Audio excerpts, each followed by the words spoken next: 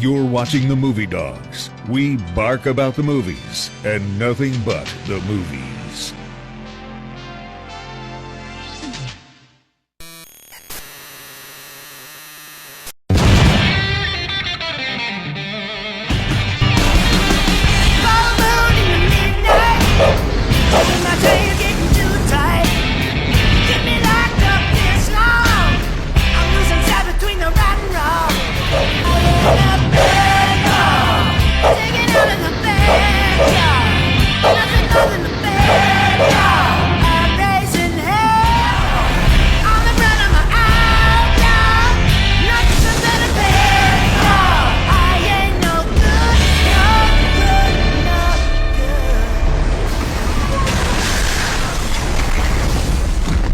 Welcome to the Dawghouse. We take a bite out of the movies. Subscribe to the Movie Dawgs and become part of our film-loving community. Hit that subscribe button and don't forget to click the bell for updates. See you in the next review.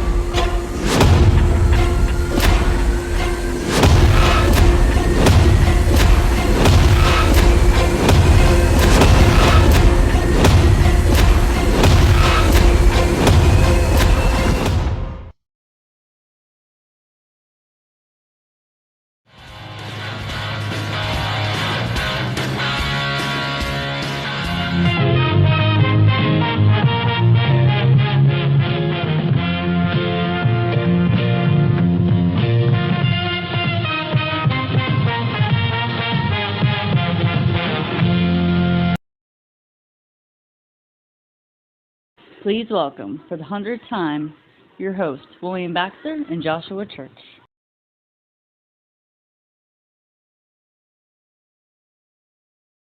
And ladies and gentlemen, welcome to Movie Dawgs Show, the 100th episode of the Movie Dawgs Show. Before I get started, folks, I want to thank everybody who has ever watched even a tenth of a second of this show. You guys made it possible for me to get to 100 episodes. And I want to thank everybody for that. And everybody who has been a guest. And those who've, been happy enough to take criticism. We'll just say, leave it to that. Anyway, with me is River Monster Comics and the host of Quick Bites here on the Movie Dawgs channel, Joshua Church. Joshua. Hey guys, how's it going? We are taping here at his shop at River Monster Comics, something we had actually been wanting to do for quite some time. And this episode is the perfect timing for it. We are going to do something different. And it's something that we have actually been planning for about almost most this year. We've been talking on and off about it. It started off as a conversation. It's called the Script Doctor.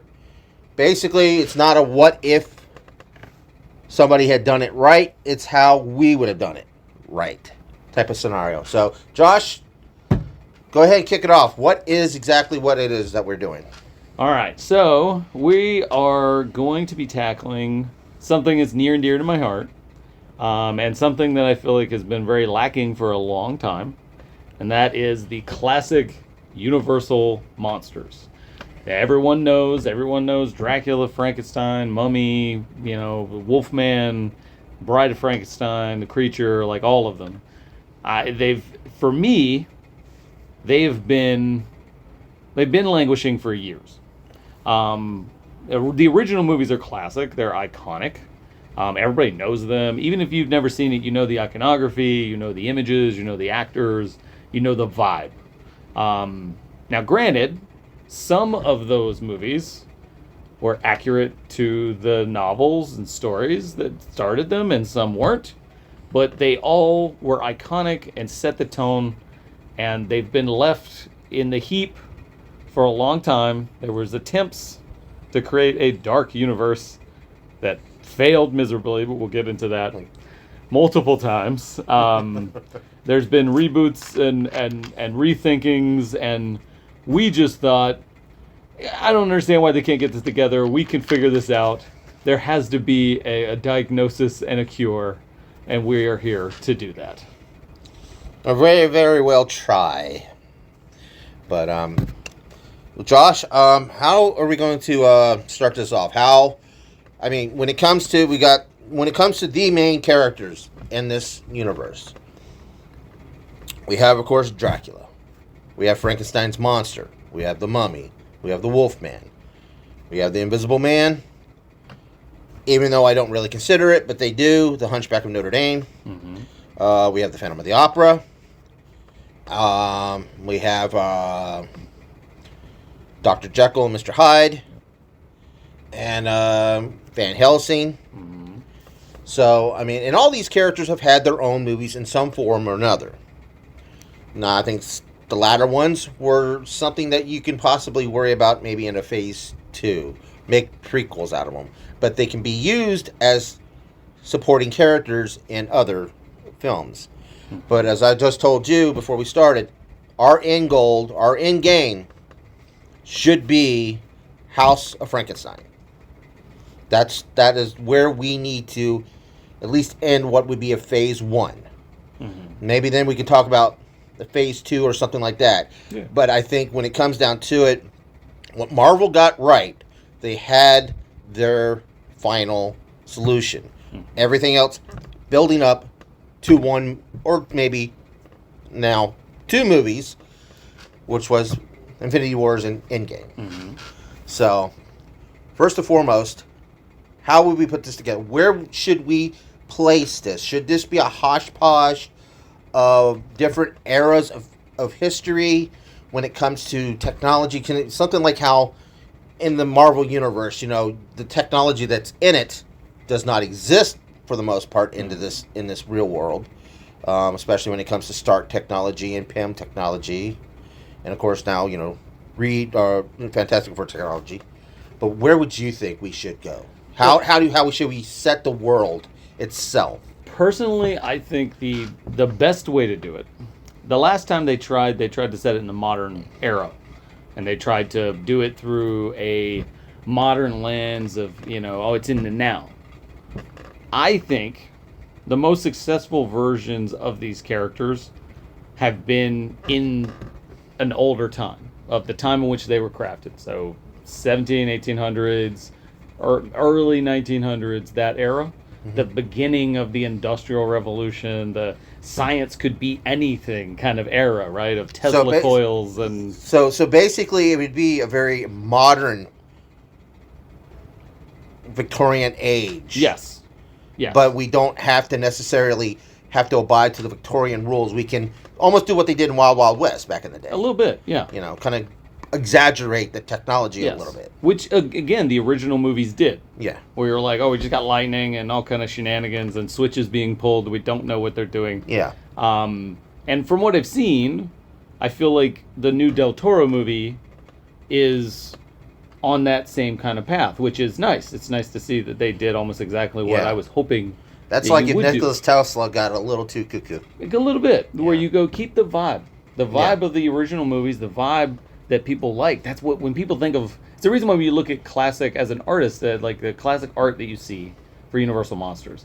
You see a lot of lightning bolts and weird mechanical apparatuses and all this kind of stuff. Shadows and darkness. And to me, that's the vibe. You need to set it during that era, and you need to have it be very, very stark. It needs to be something that you can do black and white screenings. Mm-hmm. You can do black and white special releases with only color on red or on green or something. Yes. To add to that, this is artistic, this is visually interesting, and that it immediately connects you to that. Mm-hmm. Where you go, that is the thing that I know and love.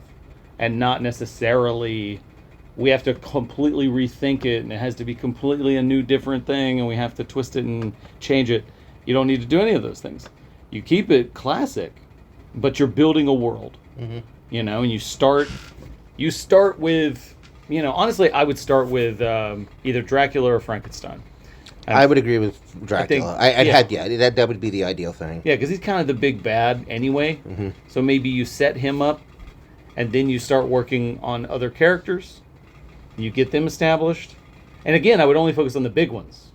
And maybe if you wanted to, and this is in our modern era of streaming, you have a separate TV show, either just called Dark Universe or called, you know, Universal Monsters or some cool thing that spins off that.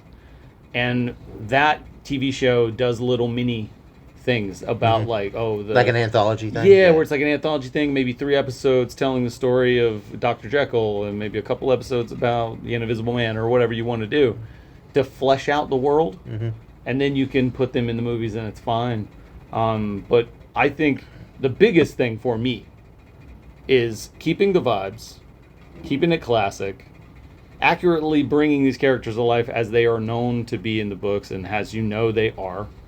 And another big thing is marquee directors, like great visual cinematographers. I mean, you need people who, and granted, there's plenty of people who are inspired by the monsters, who love the monsters, and like Del Toro is a good example. Yeah. You give them the keys. And you say, make me your Frankenstein. Make me your Dracula. Not necessarily try to build, not try to build the whole world at once. Give each film its own particular vibe and its own life. But then make sure you've got somebody there filming scenes that you can intertwine, like at the post-credits, of course. Yeah. Which I think that's the only time a film needs any... For sure. You have connective tissue, but it stands on its own. Yes. And you let artists create. And the only guideline is, keep it classic. But you can do your own thing. It's fine. And just we're going to run it together and make sure we're doing it right. But you are basing this on literary characters. So you should hedge to that as much as possible. But the big thing is just keeping the vibes right and making sure that when people pause these movies, they should be able to go, wow, look at that, man. Yeah. That's a shot. Now, when it comes to the likenesses and everything, should we stay close to the traditional Universal monster look? Like, should we have, like, close to a Bela Lugosi likeness of Dracula? I say, again, this is one of those moments where I'd say, let artists do their thing. So and honestly, I'd showcase it, work with a team, but I almost, it's okay, because like Del Toro, he went with the book version. So the Frankenstein is tall and kind of striking and beautiful and different, and he's not the bolts, not the square head. It's different, but it fits. And so I feel like let the director make the decision, run it through a team, and if everybody approves it, then if it's the same, cool. If it's different, it's cool. Just, it needs to feel right. Yeah. And I don't mind going. I would much rather either keep it classic as we know it or make a literary version. But if you're making your own thing, sometimes it gets a little bit squirrely. Yeah. And that's usually where mistakes are made. Yeah. Well, as I said, for me, I think that if we can keep them close to their classic Universal monster look. Agreed. But with, of course, a little bit of a modern twist, like Nick Cage. That was a Universal monster movie. Yeah. His Dracula. Yeah. That movie was literally almost shot for shot. Yeah. Like when they did it, and you're like, oh, that's Renfield, and I could see it. But and that was perfect. I mean, if they were able to start a movie universe, and the problem was the timing when it comes to that movie coming out. They released it at the wrong time. Yeah. But like Rusty's films, they released them at the wrong time. I think the only one that had any remake that was anywhere close to successful, obviously, was The Mummy with Brandon Fraser. Yeah. Which they are making a fourth one now. Yes, which is cool. Yeah. But the thing is that back then, of course, they had no ideas of any type of shared universe was, Oh, yeah, totally. Completely out. Yeah. It was coincidental or accidental having some shared universe movies. Like what Quentin Tarantino and Rodriguez and Smith had done with their films. They were connected tissue universes, but not. Which Universal Monsters might even been the first time It's one of the first times I think that there's like a shared universe. Yeah, Frankenstein meets Wolfman. I think the first time they did that. Yeah. And I think there was Frankenstein meets the Mummy. Mm-hmm. So I mean, but honestly, when it comes down, and then there was a House of Frankenstein, and House of Dracula. Yeah. But I really think that was it. I don't think there was any more. So. No, after that, I think it died. It started dying down. Yeah, because they did the Abbott and Costello, yeah. and those were Universal monster movies. Mm-hmm. They're fun. Yeah, they're different. I think probably the closest we ever did get was, Monster Squad. Yeah, which I love. Yeah, and that right there, of course, they were able to use portions of those likenesses in a way, in a certain little tweak here and there. Because they did the right thing. They made it close enough, and that's kind of where I like it, where it was close enough to the original design, but tweaked enough to give it its own feel. Yeah. And honestly, one of my favorite on-screen Draculas. Like, holy crap. Grabbing a kid's face and going, give me the amulet, you bitch. Yes, exactly. Like, wow, okay. I mean, perfect. Perfect. But that to me is how you do it. You've got to hedge classic, but take some artistic licenses where you want. But the important thing, and this is the thing that I think that they missed on the Dark Universe when they did the Mummy, the new Mummy.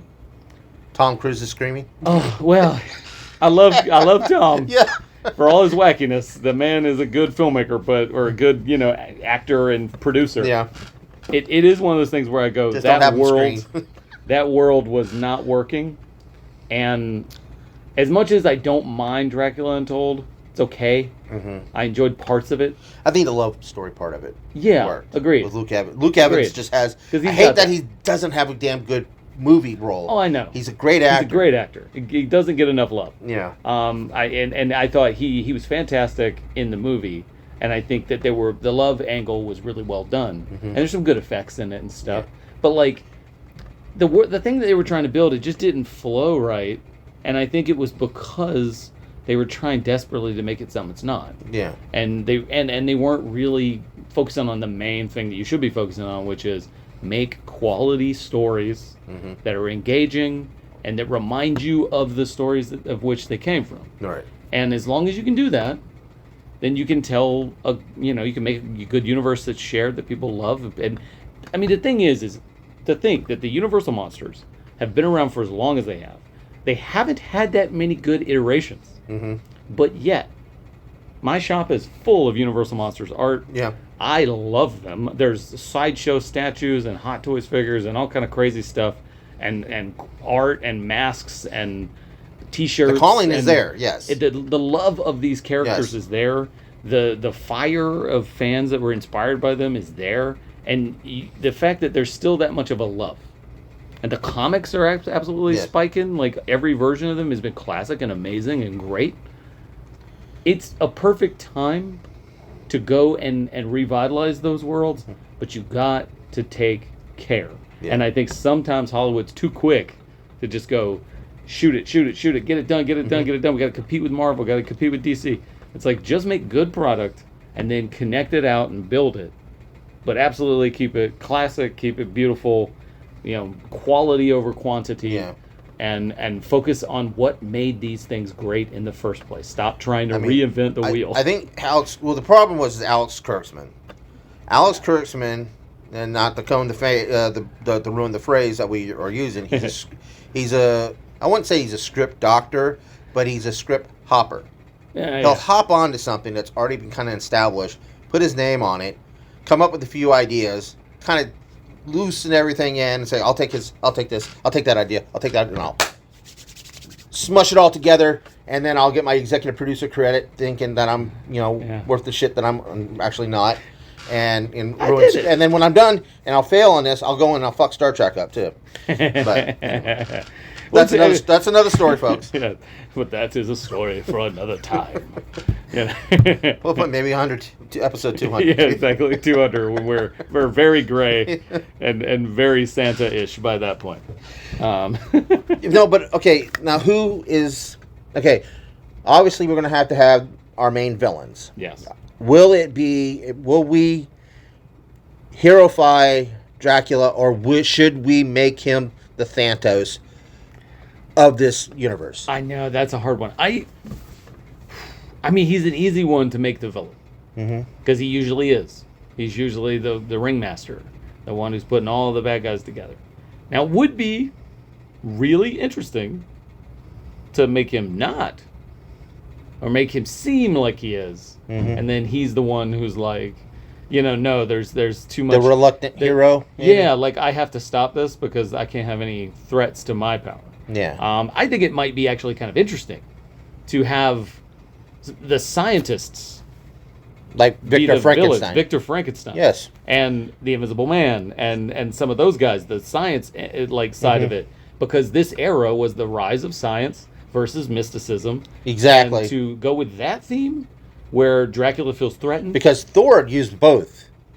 Yeah. But this is where they both, those type of, we'd say technologies, clash. Yeah. Yes, I like that. Because then that might actually be enough of a wrinkle to where Dracula maybe starts out seeming like the bad guy and then realizes what's going on, and then he goes, all right, now I gotta stop this real quick, and that becomes the driving force. So somewhere like in a post-credit scene, it's like maybe a century later, and he's out doing his Dracula thing, walking the streets, and then he comes across with, an invisible man. We'll have one invisible man, but we'll have an invisible minions. That would be be like the army. That's actually kind of cool. Yeah.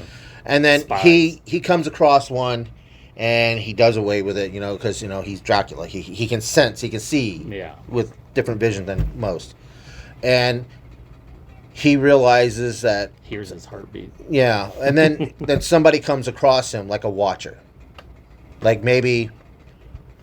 Because obviously we're going to have like a Van Helsing blood lineage. We've got to. Yeah.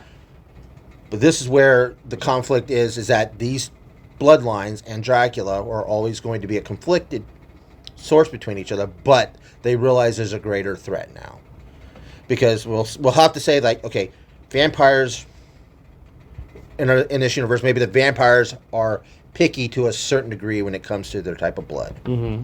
Maybe they've made an agreement that, we'll take this, we'll get rid of those who are, like, one reason why, say, Jack the Ripper disappeared.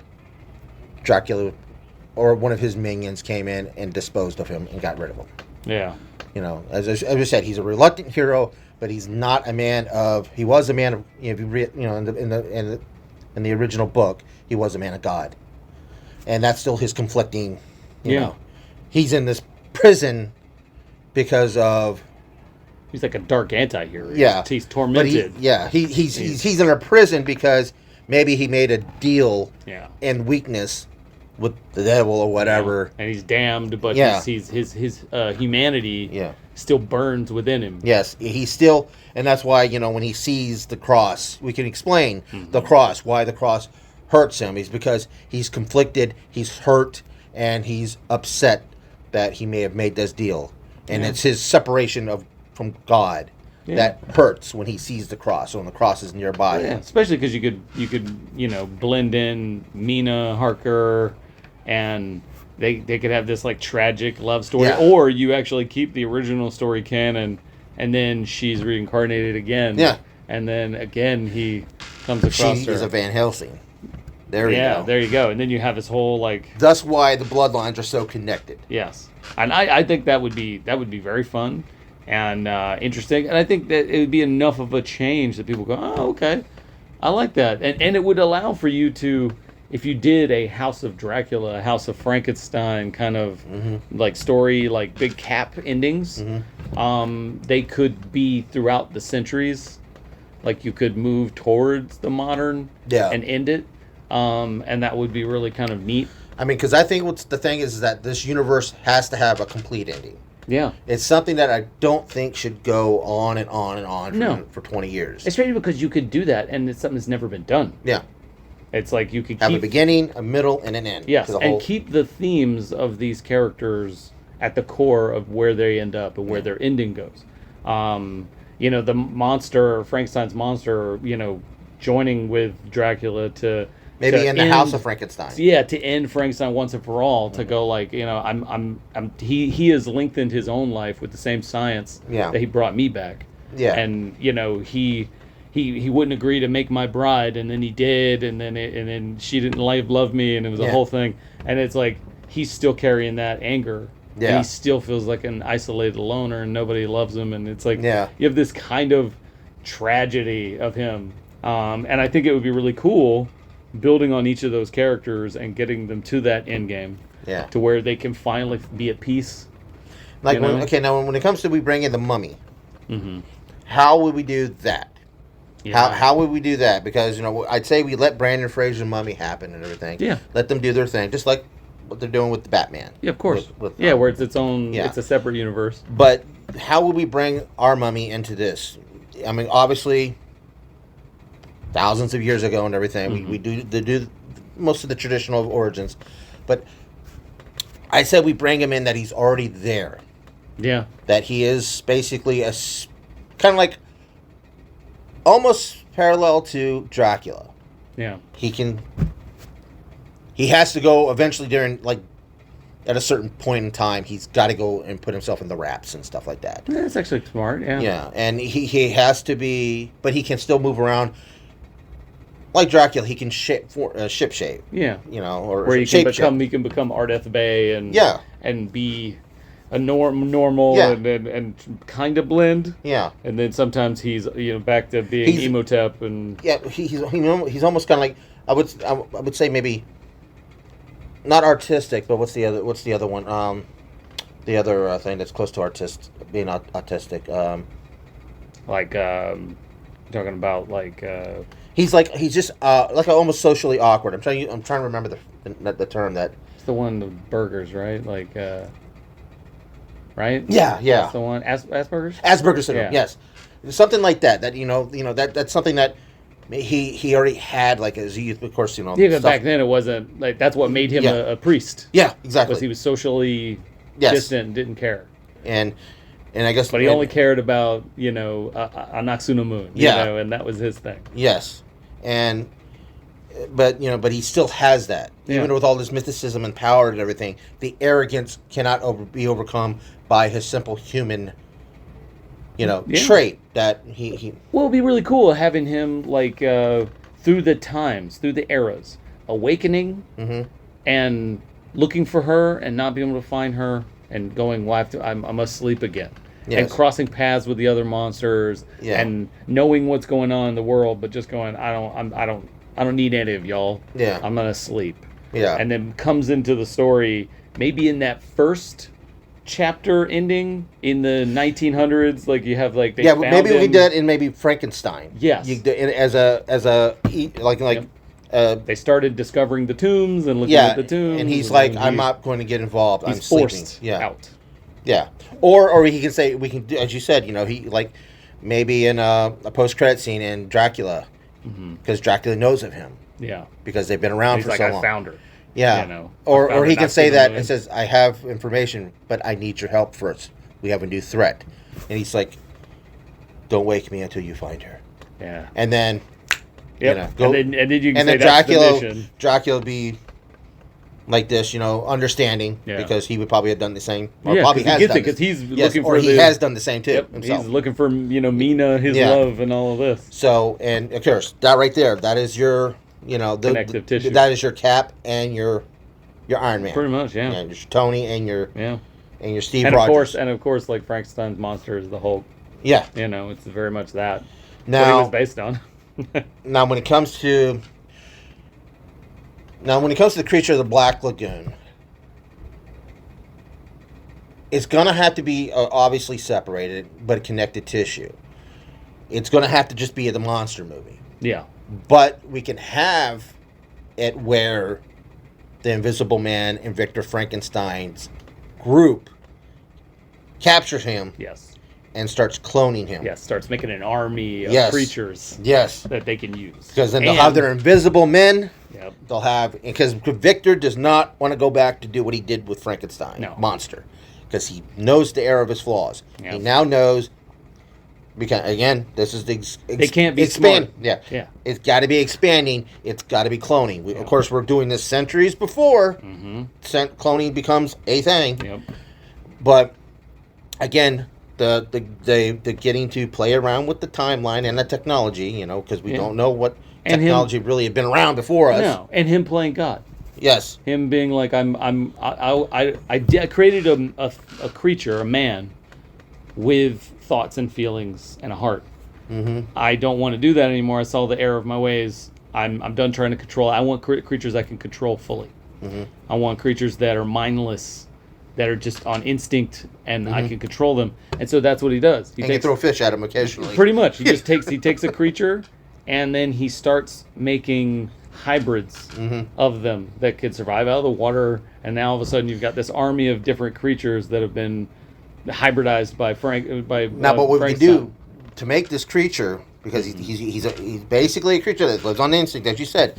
They've got him captive, and they're taking the DNA from him forcibly. And he's still alive. He's there. He can't get out. And we could say at the house of Frankenstein, they let him go, and he lives his life. Yeah. He goes out to the ocean and goes back to the Black Lagoon. He's really not trying to hurt people. No. He's finding his environment being disrupted. Yeah, I would, in fact, I'd make him a sad, tragic character who's he just wanted to live and swim in peace, and he lost his family or something. Yeah, he was the last of his kind. There was nothing left, and then he gets taken advantage of, and he's sad and depressed. He just wants to leave, and he can't. And he can't articulate himself to say anything, so he's just stuck there being sad. As I said, obviously we'll probably have to have some sad victims here and there. Yeah. I would say that the victims to, or say the hero team, because some heroes have to die. Yeah, of course. I would have to say in this, we could show it maybe that Frankenstein may have died, but don't have to leave. But that can be the teaser at the end, like after all the credits are done. They die and it comes. The hand comes up from like the water or something. But we can show like the creature from the Black Lagoon. It's taking the others that got cloned from him, and they go off into the ocean and they find this underwater thing that only they won't get, like a subterranean area where they'll never be disturbed. Yeah, absolutely. And then of course, when it comes down to it, I think like Dr. Jekyll and Mr. Hyde, he should be with. He's a guy that's conflicted. He's almost like a double spy. He can't help it, but he sacrifices himself for the better cause. Yeah. That's and smart. then they both come, like both his sides come to an agreement, and like, fine, if we both can't have it, nobody will. Yeah. And then they both, he takes both hands, representing both selves. Yeah. Pulls a lever to explode something. And I think the same with the Wolfman. Yes. If the Wolfman is being used for evil, if he's a baddie, again, if you do that, or if there's Wolfmen and there's multiple of them, then the main Wolfman sacrifices himself to help them in the last at the end, to just go I enough of my human side was able to take over for me to go no, listen to me. Or he can have his big hero speech is like, no matter what our knightly forms make us, we are still men, brave men. Yes, we can give him the Braveheart speech. Yeah, that kind of we're still men. We're cursed men, but we're still men. Yes, and there's no cure to this curse. Yes. So let's make our last minutes matter. Yeah. Let's make sure that the curse actually does some good in this world before it's gone. I mean, because we got to make this a big battle with the House of Frankenstein. It's a castle that's up there. This is that is the fortified thing that is the last stand where Dracula, the mummy, and whatever the mummy may have with him or something, maybe he can conjure up, maybe reincarnated and fully restored and not Suna Moon and Pharaoh's army or something. Dracula, he has an army of the dead, and then he has Frankenstein there with him, and that would be the thing where because we think maybe he died in Bride of Frankenstein, and then just to see the look of Victor's face when he sees his creature still battered, messed up like he was in in the movie, and then looking down, just to have that look of him looking down, and then we can have the monster, maybe in full sentence, like he's fully able to speak clearly. Yeah, like he's gotten to that level. Victor Frankenstein, they yell, Victor Frankenstein, or something of that nature. Yeah, that'd be great. Just like a very epic, climactic type of bravado type of voice. Something that just, something that would be Al Pacino worthy screaming, and then he can say something like prepare for your demise or something of that nature. Yeah. And then, Dracula just raises his and goes like that, and then everybody charges the castle. Yeah, I think it'd be cool. And especially if you did some of the little stuff that, fans have always wanted, which is like to, have the bride come around on the monster and kind of be like, he's not that bad. I at first I didn't love him, but now I'm okay with getting to know him. And then of course she thinks she's lost him. Yeah, where then that could be part of that story. Of yes. Like she's pushing him off, and she's like, I'm here to help, but I'm not in love with you. Don't think that you own me. And then he almost dies, and it's a heroic kind of thing, and she just goes, he's more a man than I thought, and I feel terrible, and then she's doing it out of grief for him, and then he's back. Yeah. And then she's like, okay, maybe I give him a chance here. And House of Frankenstein, I don't know, maybe we should not show Frankenstein until that point, that they're all mounted, ready to attack the castle. Yeah, because he's kind of the big piece. Yeah, and he's like, he's like that big moment. When you start hearing thump, thump, and then you start seeing like a ground shot, and you seeing those big clogs of feet, walking, and all of a sudden he pulls back, and he's staggering a little bit, and you can see the battle damage on his jacket and everything, and then all of a sudden, people kind of move away, and you see Dracula turning and kind of having that sinister smile, but yet he's relieved because he knows there's a chance that we may be able to win. Yeah, because he knows there's a chance that they can still lose this because they know the knowledge, and because of the advancements of technology, it can amplify their weaknesses. For sure. And because all the monsters have a classic weakness that makes them easy to kill or easy to stop. Yeah. So I think it's a great idea, honestly. Yeah. Like, I mean, it's there's a lot there. There's a lot of meat on that bone, and it's kind of sad that it's never been fully messed with, honestly. I mean, so would you say that we've probably got a plan, at least a good plan that we can start off with? Oh, absolutely. Because, I mean, that's the thing with a plan, and our initial whiteboard, so to speak. Yeah. It's like you diagnosed all the problems, you looked at where things needed to be fixed, and then you mapped out a whiteboard that could be tweaked, could be like script writer could come in and clean it up and add stuff and make it better than what we had it. But, like, the bones... Yes. Are good, and they're there. I mean, this right here is basically what we planned it out just now, is the cinematic universes with, the pieces, the splintered off parts that would be part of the solo movies. Yeah. And then, as you said, maybe we can do the spin-offs of the minor characters after House of Frankenstein. Yeah, and you can do TV, you can do whatever you want. You do short films, like you can do special Halloween releases of like little short, 1 origin stories of like maybe another movie of Jekyll and Hyde, the Invisible Man. Those would be the origins of Van Helsing himself, for sure. And this is stuff that's afterwards. Yeah, as I said, nothing really needs to deviate or derail or get off, overcomplicate or anything. The thing that you're trying to do. So we're basically looking at a Dracula movie, basically 2 Frankenstein movies, a Mummy movie, a Wolfman movie, and a Creature from the Black Lagoon as the first ones. And then of course House of Frankenstein. Yeah. So that's 7 movies right there that we basically planned. But in the long run, we've also managed to plan a beginning, a middle, and an end. Yeah.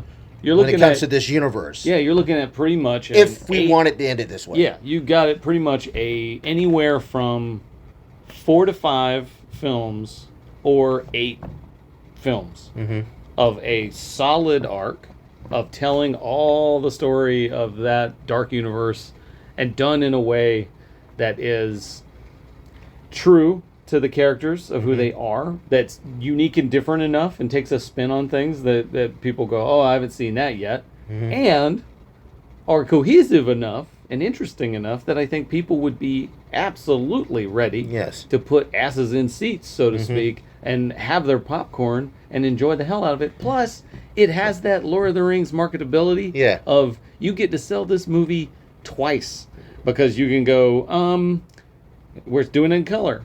Oh, you know what? We're re-releasing it on Halloween or Christmas for a special black and white and red version. And then, we're selling it, their first initial DVD and Voodoo releases. And the same with the Creature from the Black Lagoon, because it originally was in 3D when it first came out. And then you can do a special 3D release of Creature from Black Lagoon. So there's so many cool ways that this is a marketable, resellable thing. Not to mention action figures, backpacks, like toys. Like the marketability of this property is huge. Now, you say marketability also. Now, when it comes to the finale, we could, like they did with the do like 2 films. Yes, House of Dracula, where Dracula is combining his team, getting ready, and then of course the House of Frankenstein. We can delay it 1 more year. Yeah, which sets film them both at the same time. Yeah, one is the setup, the other is the final solution. Of course, yeah, because they're storming the House of Frankenstein, and that way you can really get enough time to fully culminate all the stories. That would make 9 films then, wouldn't it? Yes. Yeah. Okay. Now, if we want to, shoot our load, give them a 10th film, and have like a complete, set. Yeah. That's something that's something you can worry about another time. Of course, depending on returns. Yes, exactly. Depending on how well it did. Depending on what character really resonates. If somebody says, we've got to have an Invisible Man movie right now. Yeah, we love we love Van Helsing so much, we got to have that origin story. Okay, we'll put that prequel somewhere in the middle. Yeah. And or before House of Dracula. For sure. It allows you the freedom to play around and decide what you want to do, to build on, to add to edit that whole arc. But that's the nice thing. The good thing is like you set the tone for the beginning. Yeah. And you make nice quality films and you build on it. I think it's great. Honestly. But I do agree though. We have to let our directors do their things. We got to let them know. Listen, this is what you got. This is the book. This is the Bible that we made.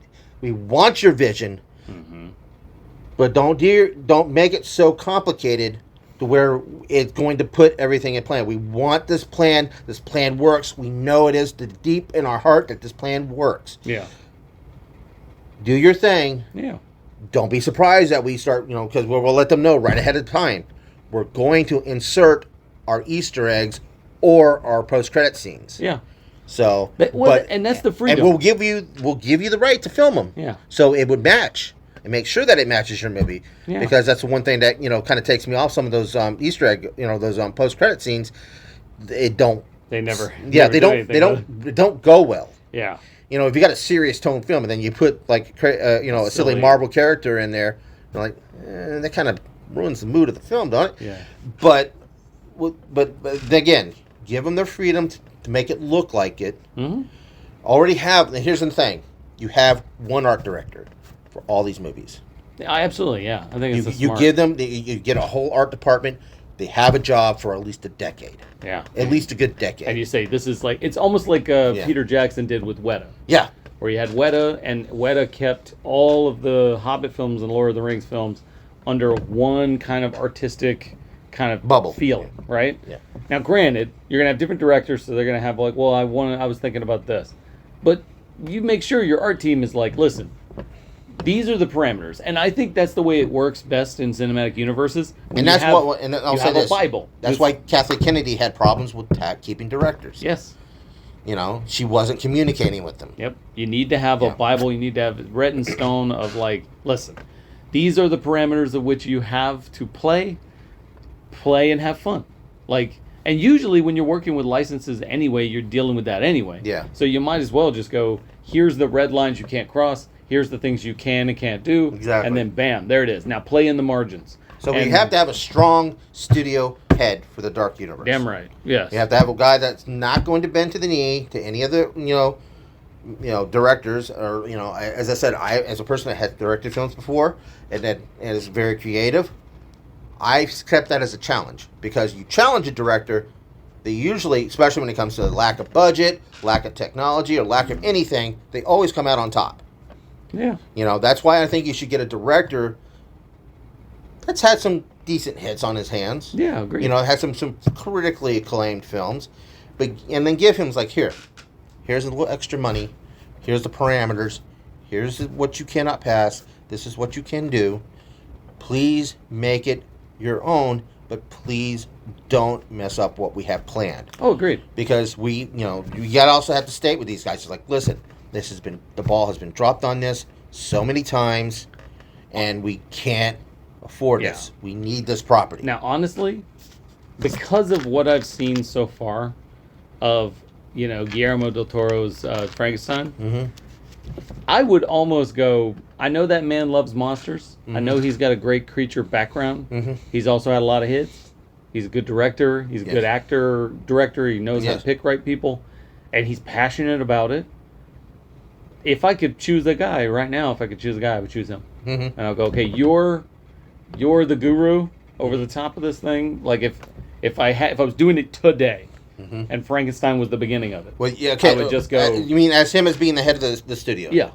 Okay, but you'd have to. Here's the thing: you have to have a strong corporate guy saying, "Listen, this is what I've had planned. This is what we've had planned out. These people busted their ass. Yep. If you don't want a part of it, okay. Yep.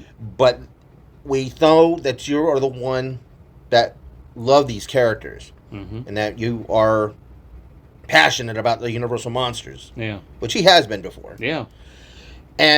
But we needed. This is our art department. This is what we have come up with. Yeah. You can have two. You can have like DC Studios has right now. Yeah, where you have Peter Safran, the money guy. Yeah. And James Gunn, the director and the actor guy, the guy who can. But you got to make sure. You got to make sure that Del Toro, he does not try to interfere too much. Well, of course. Yeah. And you've got to keep him on a bit of a leash, which is the hard. That's the hard thing. It's what people say about James Gunn, where they're like, is he going to be, how involved is he going to be with other directors when they're making their films? I think he'll be fine, but a lot of times that's a hard thing to do. When you're a creative. Yeah. Because you feel like, this is my baby and I'm taking care of it. It's hard not to step in and go, ooh, hey, listen, I wouldn't do that if I were you. Like, if it was me, I'd do that. And so that's kind of tough. That's why it's hard to make a filmmaker head of a studio. Yes, it's the reason why you have to have the Peter Safran money guy to go.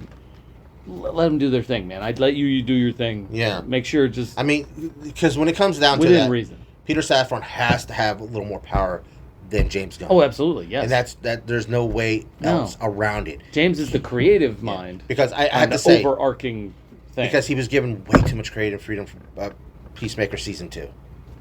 And I think it really hurt. And the fact that there's not going to be a third one, which, that's not a great idea to do. Well, I think they're building towards Checkmate or something else that's going to have Peacemaker in it and his characters. Yeah. But not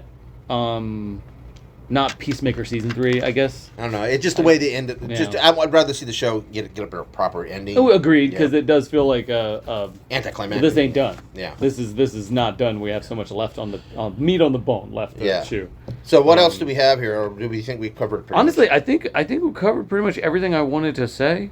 I think the key thing is just to make sure that you do it right. You don't try to be Marvel and DC. You try to be your own thing. You try to respect the Universal Monsters lore and what it is, and you make quality films. And I think you couldn't go wrong. I would just love to see a new era of Universal Monsters movies that connect. Because if anything, Epic Universe gave me hope. Yeah. Again, of wow, this world can be respected. Yeah. It can be loved. It can be done in a way. I mean, when I heard when they were doing that, I'm like, they know that they still can get something out of this. They know that the monster universe has got something. They've left that orchard alone for so long that those fruit are very full and ready to be squeezed, and they need to be. 2 movies a year. Do you think that'd be fair? I think so. At the beginning or the middle of the year, or at the end of the year, would you say? Yes, I would say best at the end of the year.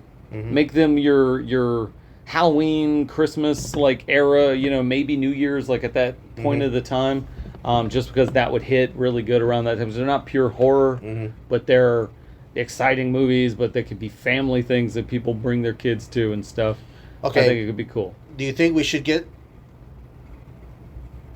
maybe hire the same composer for all these films, a guy that gives us a theme?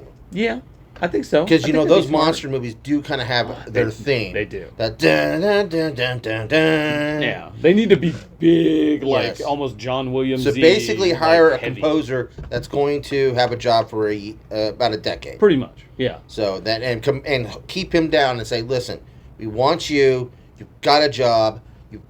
You're getting the hell of a huge paycheck. Yep.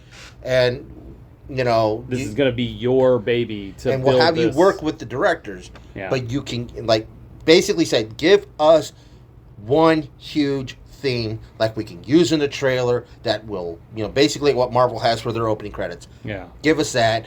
That would be your huge freedom. Mm-hmm. You want to do albums. You want to make your albums inspired by this and that. You know, go for it. Yeah, feel free. You know, feel free. Market the hell out of, you know, with the music. You know, music inspired by Monster Universe, or you know, if you want to do covers of the original Monster Universe, you know, soundtracks. Go on for tour. It. Like, Yeah, do shows, exactly. Do whatever the hell you want. Give this guy, major carte blanche, a guy that can do what. What's his name from the Dark Knight trilogy? Hans Zimmer. Yeah. You know, he goes out and he tours. Mm-hmm. You know, give give him and put him near that. You know, kind of market him as that pedestal as like the next. You know. Well, yeah. I mean, because honestly, that'd be really cool. I think it'd be really smart and a good way to have, like, again, connective tissue between all of the movies, and then building towards that one hero theme at the end. Okay. But yeah, I think it's smart. Yeah, and of course, you said action figures. Mm-hmm. Who would you want? I'd say McFarlane. Oh yeah, I'd say absolutely. You have McFarlane do these smaller scale action figures, and you go full tilt into Sideshow and Hot Toys to do the other ones. Yeah. But that's what I would do. So I guess we would do one more thing. Do we do a super trailer? Oh, I don't know. Maybe. Okay. So we do a super trailer, you know, to announce this, because I think we should start filming early. Get at least 2 films in the can. Start on the other ones. And then when it comes time for that year, you know, drop it during the Super Bowl. Yeah, that's kind of cool. You know, you kind of do images of the old, everything that was Universal Monsters, all the images. Hell, even the Monsters are part of Universal Monsters. You know, the Monsters TV show was. You know, they used the likenesses. Yeah. So I'd say we do that, and then of course, then a little bit later in the summer, we like release the Dracula trailer, and you know. Yeah, that's actually cool. It's kind of like Star Wars did when they did that, Obi-Wan voiceover bit where before the Dark Times, before the Empire, and then they did the Revenge of the Sith stuff. Yeah. That's actually a really cool idea. Could be neat. Yeah. Yeah. I think it's plenty marketable. There's so much you could do. Lounge flies and comic books and anime, or like manga, like versions of those classic stories. Like, so much you can do.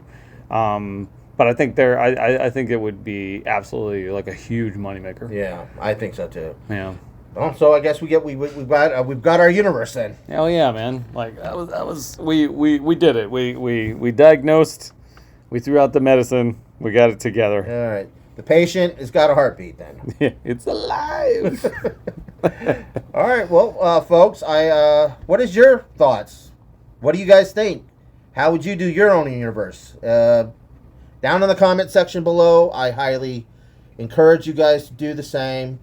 Go out there, give out the conversation. Let us know how you would create your dark universe. So, go ahead and feel free. Again, thank you again for making us get to this 100th episode of the Movie Dawgs Show.